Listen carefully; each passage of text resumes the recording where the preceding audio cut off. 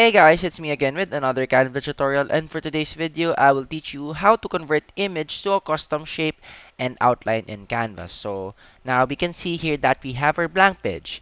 Then we will put maybe an image of a person playing tennis. So how do you convert this to a shape? So we press here and press background remover. So we have our backgrounds here, and maybe get another one. Background remover as well. So we have two people here. So what we're gonna do is press here, press edit, and see filters. Then find the duotone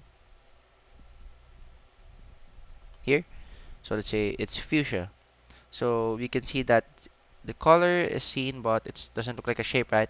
So how do we change it to a shape? So for this one is E05353.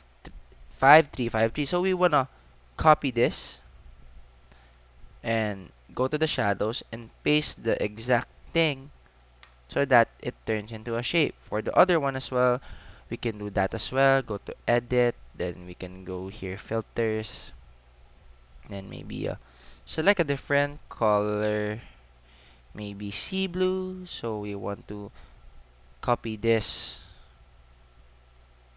color again.